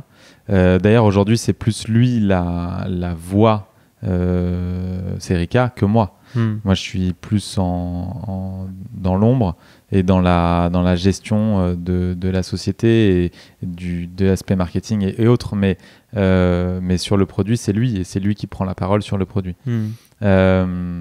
Et donc, c'est le contact. Si tu veux aller à la boutique voir les montres. Quand tu arrives à la boutique, c'est ou lui ou moi. Ok. Il n'y a pas de. C'est en fonction de nos dispos, très clairement. Donc, je suis aussi capable de vendre une montre Serica que lui. On connaît tous les deux très bien le produit. On va en Suisse régulièrement ensemble pour aller checker la prod et plus les mouvements, etc. Enfin, on se répartit évidemment, les rôles sur lui l'aspect production et dessin et moi le reste en fait. Et comment tu crées une montre quand tu... Enfin le reste, c'est d'autres choses quoi. Comment tu crées une montre quand tu commences... Voilà, tu viens de zéro, quoi. Déjà, tu as une idée. L'idée, tu la dessines. Il faut savoir maîtriser les outils de dessin. Et ensuite, tu t'appuies. On a la chance d'avoir un pote qui s'appelle David, qui est en Suisse et qui est un designer horloger et qui maîtrisait, qui nous a vraiment beaucoup aidé pour faire les 3D, avoir les rendus qu'on voulait pour pouvoir ensuite réaliser des prototypes, qui nous a mis en relation avec des gens qui pouvaient fabriquer ces protos-là pour nous. Ensuite, une fois que tu as alors d'abord, on est passé par les stades de faire des trucs 3D en plastique là pour voir. Je crois que j'ai même toujours dans mon téléphone la photo de la première Serica à mon poignet en plastique. Ah ouais. Vous avez fait ouais, on avait mis sur un bracelet. Et impression 3D. Et tout. Ouais, impression 3D. En fait, j'ai un de mes meilleurs potes qui a une boîte d'impression 3D. Enfin, qui a le plus gros site internet qui s'appelle 3D Native et qui a un site d'info d'impression 3D. Donc je l'ai appelé, je lui ai dit t'as un truc à me recommander pour qu'on puisse faire ça. Il m'avait aiguillé là-dessus. Et donc une fois qu'on avait fait l'impression 3D, on est passé au proto V1, on va dire. Et au fur et à mesure, tu te fais des contacts et tu arrives à avoir ton proto final pour te dire qu'après, tu vas lancer une production. En revanche, quand tu te dis que tu appuies sur le bouton, il faut avoir les fonds derrière pour balancer 50% de la prod à la commande, quoi. Ouais, tu peux pas juste avoir ton proto, dire je vous vends les montres et après tu vas pas dire je vais livrer dans un an. Si tu veux livrer les gens un an après, oui, c'est sûr. C'est un an. Ouais. Nous, le contrat, c'était 3 mois max. Donc ça voulait dire qu'on avait déjà payé la moitié de la prod et entamé la prod avant l'annonce officielle. Voilà. Parce qu'on voulait pas passer par une précommande. On voulait passer par un système de commande sans prix préférentiel. Ouais. Et parce depuis toujours, en fait, on dit qu'on offre le meilleur au meilleur prix, en fait. En gros, même si la notion de prix pour nous c'est pas un élément marketing particulier, mais ce qu'on propose, c'est clairement de la vraie horlogerie, voilà. Et donc voilà, tu passes par ces stades-là et ensuite tu es accompagné, on s'était fait un réseau, donc on avait un réseau de gens autour de nous et on a réussi à atteindre notre objectif de fabrication et de vente de ces 500 premières pièces. L'année suivante, Jérôme a démissionné des Rabilleurs Je l'ai viré à coup de pied au cul et il est revenu le lendemain. C'est ça. En fait, il a démissionné, il est sorti, il est sorti de la porte. Il s'est mis devant et il est rentré. Il a dit bon, ouais, je prends mes fonctions. Salut, je viens créer Serica avec toi. Et voilà. Et en fait, on a créé la société Serica, enfin compagnie des montres Serica tous les deux. Et ensuite, on a démarré cette aventure-là sur la phase 2 pour qu'elle soit indépendante complètement de l'autre société, les Rabières. Et on a développé après, on a affiné la collection 4512, le diver et d'autres choses qui vont arriver. Voilà. J'ai vu des choses. T'as vu des choses? Je ne dirai rien. Je me tais. Ah, tu n'as rien vu du tout. Ah, j'ai rien vu. Vous êtes sorti, j'ai eu le petit stylo avec la lumière rouge. Et hop, voilà. Ouais, pour te montrer comment ça allume. Je suis amnésique. Et c'est ce qui te fait vibrer maintenant ou t'as quand même envie de reprendre un petit peu la plume? Non, reprendre la plume, je pense que je suis pas sûr que ça arrive un jour. C'est plié, ça, c'est fini. Ouais, c'est plié. Parce que c'était une époque et puis que c'est pas un truc qui me je pense que le podcast, je pourrais très bien. La vidéo écrire pour... Non, en vidéo, non. Ouais, t'as pas envie d'être... Je peux pas blairer ma gueule en vidéo. Donc, ah ouais non, c'est hors de question. Donc Nico le fait très bien. Il est très fort là-dessus.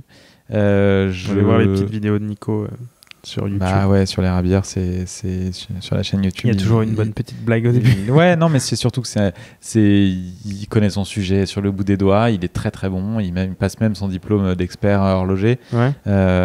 Pour une fois, un vrai expert sur YouTube, n'est-ce pas? Et donc du coup, il gère grave. Donc c'est tant mieux. Enfin, je veux dire, c'est cool. Et moi, c'est pas mon truc en fait. Je laisse ça aux gens qui savent. Ouais. Et après, t'avais quand même envie de créer un lieu physique pour réunir tout ça. Depuis très longtemps.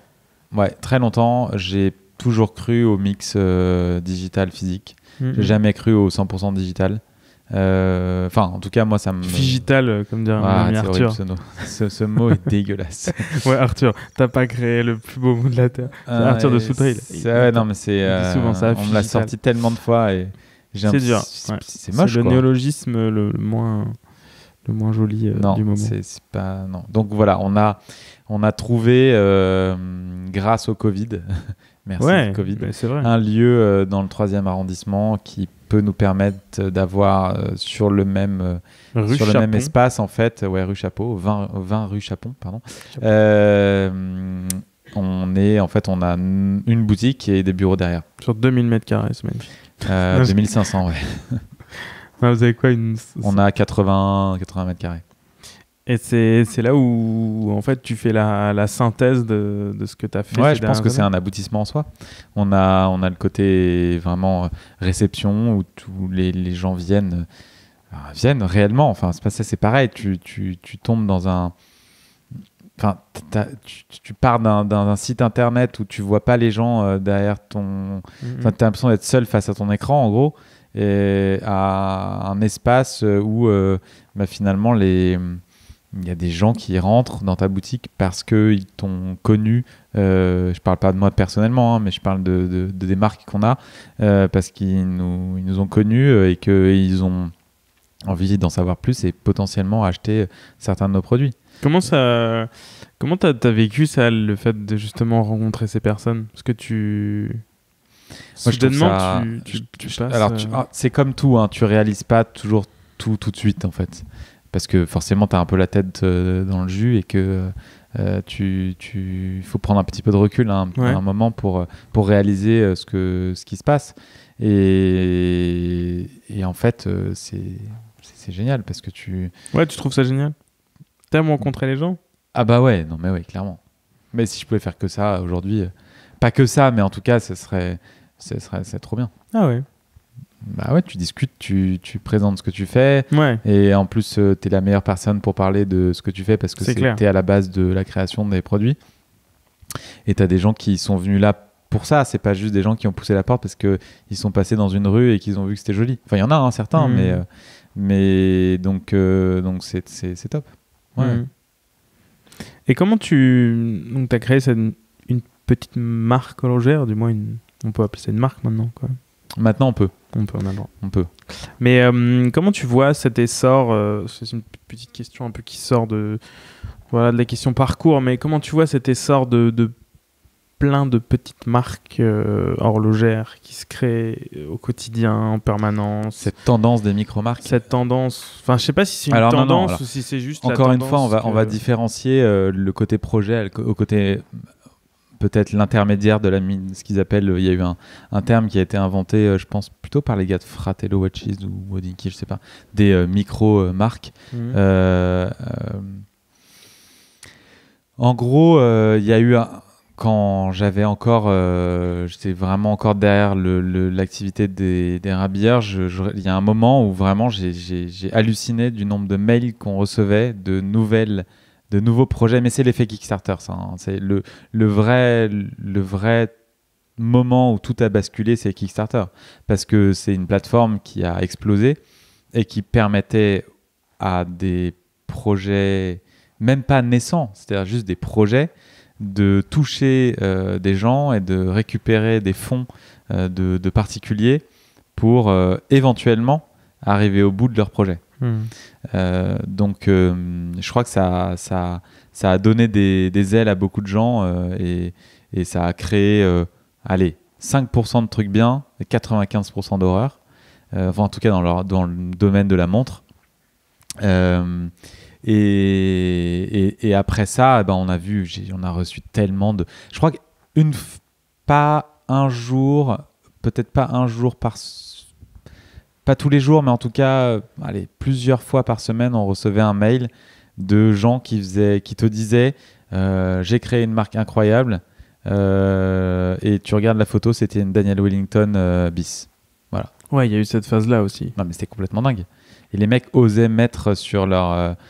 et en fait, il y a un moment où tu t'effaces, en fait, tu regardes plus. Tu sais très bien que la montre, elle lui coûte 5 € à faire en Chine et qu'il va te la revendre 80 balles. Et il va peut-être arriver à lever à un moment 30 000 balles et il va se faire une jolie marge, mais après, c'est terminé.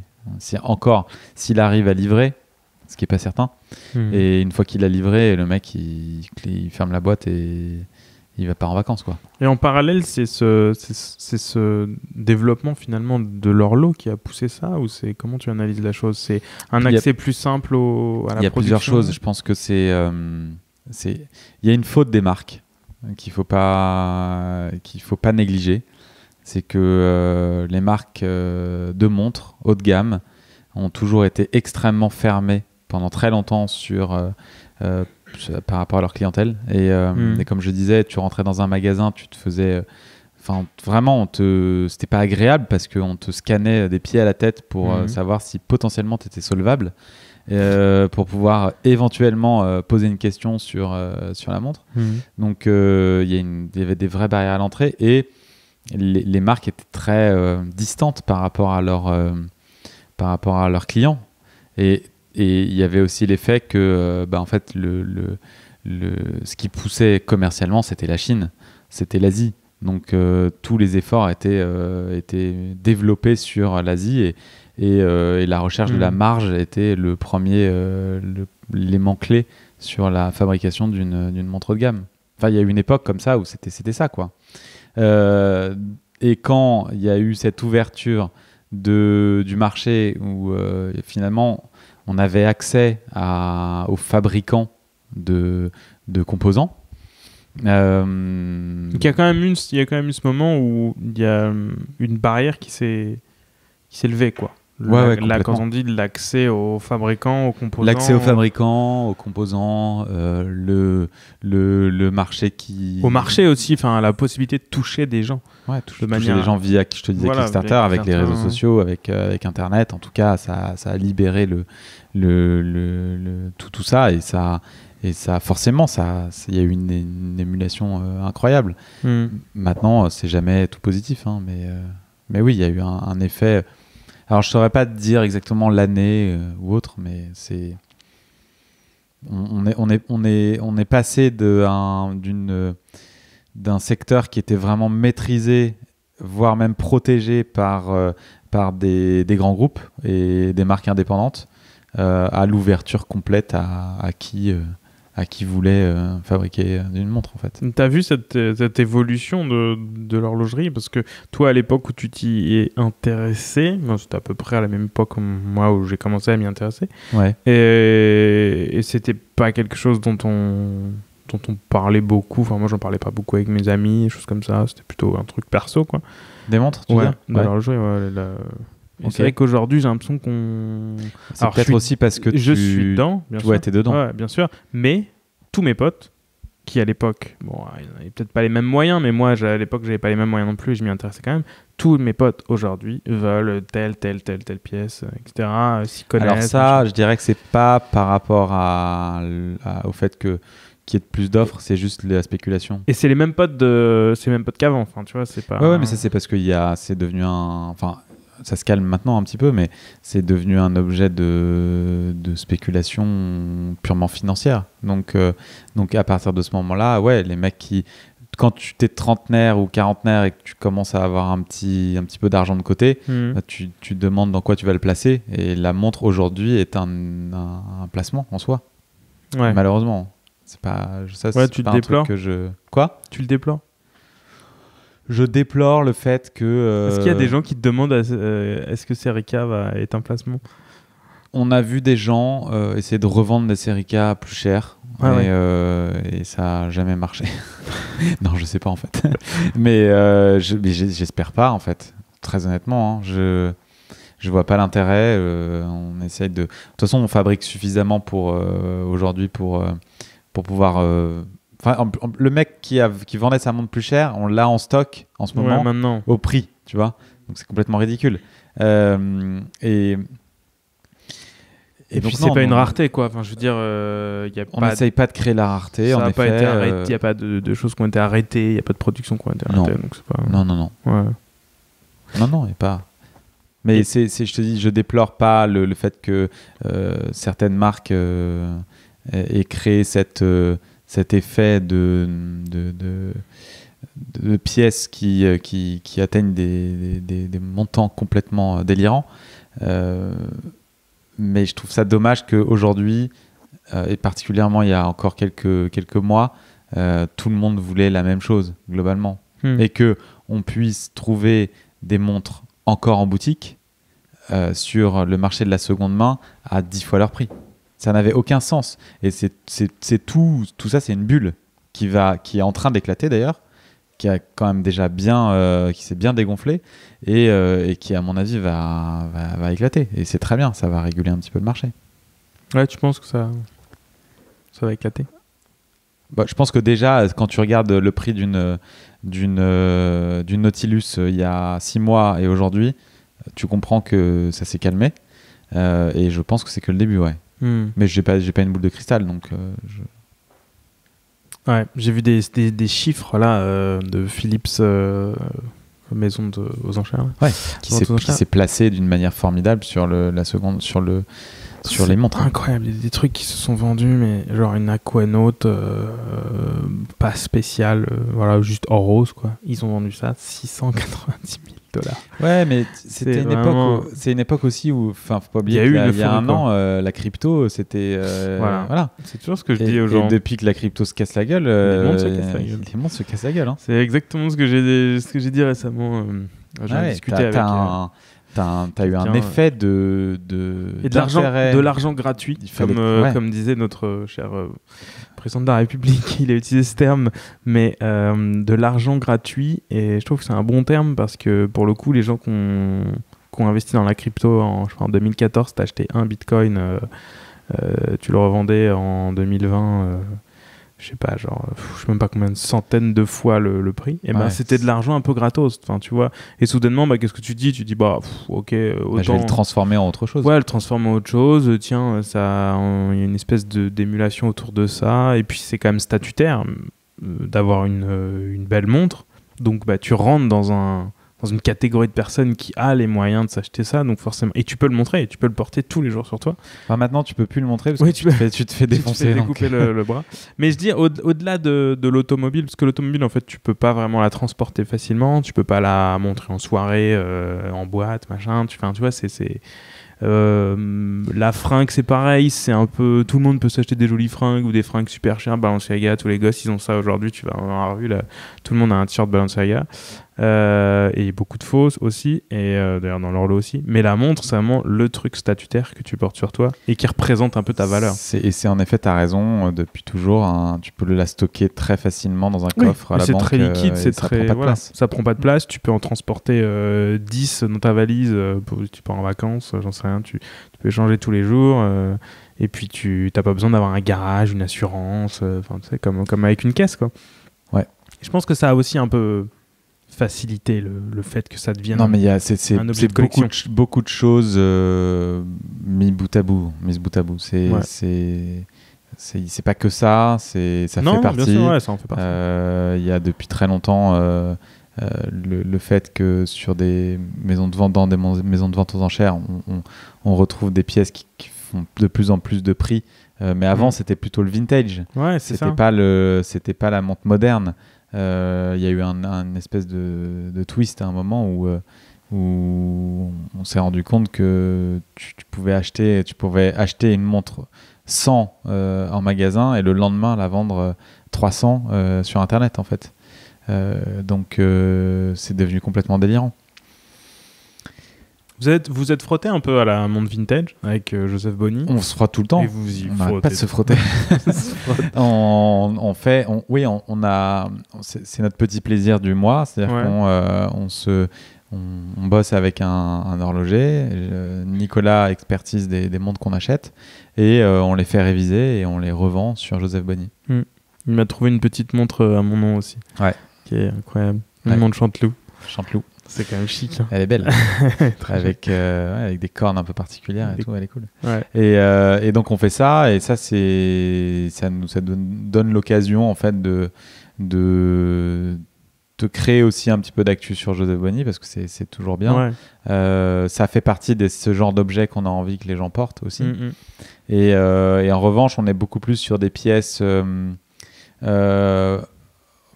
qui sont certes des pièces de collection, mais qui sont un peu plus accessibles et qui ont un vrai intérêt à nos yeux. En fait, c'est pas juste t'achètes une pièce pour le fait qu'elle soit désirable aux yeux des autres. C'est vraiment des pièces qu'on aurait envie de porter nous. En fait, voilà. Et donc aujourd'hui, tu partages ton temps entre Serica et Joseph Bonny. Ouais, exactement. Je pense que tu contrôles un petit peu quand même encore les rabilleurs. Je suis pas un contrôleur, mais tu supervises, tu gardes un œil. Non, on travaille tous ensemble. Ouais, il n'y a pas de... Jérôme écrit toujours ou... Non, Jérôme, il est associé il est président de la compagnie des montres Serica et il est dédié à corps et âme et 1000% à cette société-là. Et moi, de plus en plus, parce que c'est une société qui se développe assez rapidement et que en fait, on est très peu. Et que aujourd'hui, si tu dois me parler de mon agenda de ces 3 derniers mois, j'ai travaillé à 100% pour Serica et 30% pour le reste. Ça fait beaucoup. Bizarre comme calcul. Ouais. Donc aujourd'hui, le projet qui te fait le plus vibrer dans ces 3 projets, ça reste Serica? Non, moi les 3 me font vibrer, mais en tout cas, mon but perso, c'est de pouvoir faire en sorte qu'il se développe du mieux possible et d'être là pour les accompagner dans leur développement. Voilà. C'est quoi le prochain projet? Non, c'est tout. Là, il n'y en aura plus.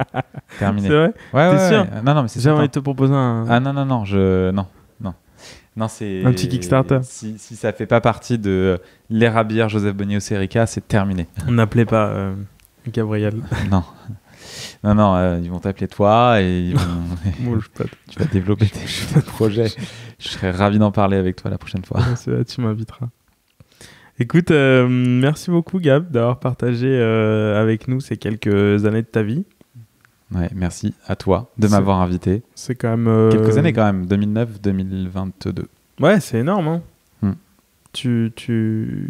Quel dernier regard tu portes sur ces années? Petit bilan. Le petit bilan, c'est que c'était des années hyper intéressantes, enrichissantes. Ouais. T'es content de ce que t'as fait jusqu'à aujourd'hui?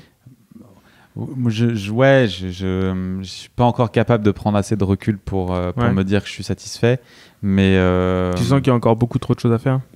Mais il y a toujours des choses à faire, et heureusement, et j'espère moi je suis pas le genre de mec à me dire que je vais prendre ma retraite, hein. Donc t'en auras pas, t'inquiète pas. Ouais, de toute façon j'en aurai pas. Merci de me le rappeler, c'est trop cool. Et de toute façon il y aura peut-être plus de planètes, donc alors exploser balèque, hein. Donc non, ouais, c'est cool, voilà, maintenant, et j'espère que ça va continuer très longtemps, et qu'on pourra faire un podcast entre 2020 et 2040. Qu'est-ce qui s'est passé? Alors, mon petit Gabriel. C'était bien. Et donc, où est-ce qu'on peut te retrouver alors aujourd'hui? Au 20 rue Chapon. Au 20 rue Chapon. Venez taper à la porte. 75 003. Il faut sonner, il y a une petite sonnette. Ouais, une petite sonnette, mais c'est une expérience sympa. Il y a des petits objets partout, toujours de la bonne musique. Et le café est bon. Le café est très bon. À 18h30, on peut servir un petit whisky, si besoin. Ouh là là là là, ça donne envie de venir. Voilà. Et c'est moi qui l'ai acheté. Et la bouteille encore. Non, je pense que la bouteille. Non, la tienne elle est partie depuis bien longtemps. Bien longtemps. Et donc on peut donc lire tes articles d'archives, manifestement. Sur les rabilleurs, je suis pas sûr que ce soit les mieux écrits. Mais en tout cas, mieux vaut lire et regarder Nicolas. Ce que fait Nicolas Msalem sur les rabilleurs. Trouver parce qu'on n'a pas vraiment dit ce qu'était Joseph Bonny, mais des bracelets de montres et des accessoires autour de l'horlogerie. Tourne autour de l'accessoire horloger, voilà. Aussi de la petite maroquinerie, porte-cartes, pétu-lunettes, et autres objets qu'on dessine et qu'on fait fabriquer dans le Limousin. On a notre super sac Maverick aussi. C'est fabriqué soit dans le Limousin, soit... Alors il y a Limousin, alors majoritairement on va dire 85 ou 90% en France. Ce qu'on peut pas faire en France, on le fait ailleurs. Quand on n'a pas le choix. Typiquement le Maverick que je t'ai rapporté là, donc c'est notre édition en tweed. Donc là, forcément c'est du Harris tweed, donc ça vient des îles Harris, et la confection est italienne. Voilà. Ouais, mais toujours en Europe, quoi, pas loin. Ouais, attends, moi je suis pas langue de bois là-dessus, hein. On fabrique aussi en Asie. Tout ce qui est caoutchouc et acier, oui, c'est vrai. Parce qu'on n'a pas le choix en fait. Donc, et surtout, ça ne sert à rien de dénigrer le travail asiatique, parce que je sais pas ce qui se passe, c'est pas assez loin, ils sont méchants ou truc. C'est des gens qui travaillent très bien quand tu vas dans les bons ateliers, mais c'est comme en France, il y a des gens qui travaillent très bien ou des gens qui travaillent très mal. Donc il n'y a pas de souci par rapport à ça. C'est vrai, c'est très juste. Et sur Serica aussi, donc une marque Serica, de montres. Ouais, Serica. S-E-R-I-C-A. Je vous laisse regarder, si vous ne connaissez pas. Je sais pas quand sera publié ce podcast, mais en tout cas, si c'est avant le 12 octobre, ce sera après. Et vous aurez déjà découvert la nouveauté Serica qu'on aura présentée du coup. Génial. C'est de mettre dans la nouvelle petite friandise. Voilà, la nouvelle petite friandise Serica qu'on va présenter le 12 octobre prochain. Super. Écoute, ça va arriver très vite. Ouais, je sais, j'en dors pas. Ok. Bon, je vais te laisser repartir au bureau alors. Ouais, ça roule. C'est très gentil. Merci. Voilà, merci beaucoup d'avoir écouté ce podcast. J'espère qu'il vous a plu. N'hésitez pas à vous abonner sur les différentes plateformes. Et on se retrouve pour l'épisode numéro 3 prochainement. Je ne vous dis pas quand, surprise. C'est qui ? On se retrouve sur les réseaux sociaux, @verygoodlord. Et puis d'ici là, prenez soin de vous. Salut!